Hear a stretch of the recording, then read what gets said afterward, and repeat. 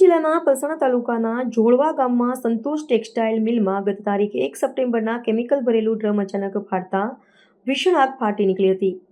આ દુર્ઘટનામાં 2 કામદારોના ઘટના સ્થળે જ મોત થયા હતા, જ્યારે 15થી વધુ લોકોને ઈજા પહોંચી હતી।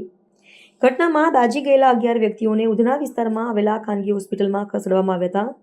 2 દિવસ પહેલા પ્રિયંકા દેવી ઉંમર વર્ષ 36નું સારવાર દરમિયાન મોત થયું હતું, જ્યારે ગંભીર રીતે દાઝેલા 35 વર્ષીય જોગેન્દ્ર મુનીલાલ પ્રજાપતિ રહે રાધેકૃષ્ણ સોસાયટી બમરોલી રોડ પાંદેસરા મૂળ જોનપુર યુપી અને 28 વર્ષીય પ્રીતિ નાગેન્દ્રસિંહ રહે અંબા કોમ્પ્લેક્સ તાતીથૈયા ગામ કડોદરાનું रविवार सवारे सारवार में मौत निपज्યું હતું। आपका परिचय? मेरा नाम सीता सिंह है। बेन क्या घटना हुई है? घटना यही हुई है कि वो कटोतरा में कोई मिल था, संतोष मिल, वहाँ पे काम कर रहे थे जोगिंदर, और वहाँ पे एक ड्रम फट गया केमिकल, उसमें जल गए। तो वहाँ से हॉस्पिटल में सब मतलब लेके आए, तो हॉस्पिटल में यहाँ पे लेके आए तो आज 7 दिन हो गया। सेठ एक दिन भी देखभाल करने के लिए नहीं आया।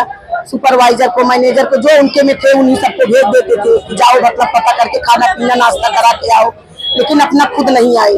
2 बजे से आज वो मरे हैं, 2 बजे से लेके अभी तक सेठ नहीं आए। उनको पता है कि खाली सेठ यहाँ पे आए बात करे, यही उनकी मांग है। अभी क्या आपने रोड क्या अभी क्या घटना हुई आज जो मरे हैं वही मतलब ऑफ हो गए ना 2 बजे रात को, तो वो बोल रही मुझे 50 लाख रुपये चाहिए।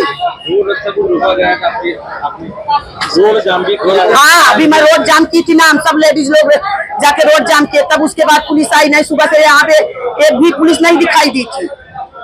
अभी यही बड़े घर में काम होता तभी दुनिया की पुलिस आके पहुंच जाती।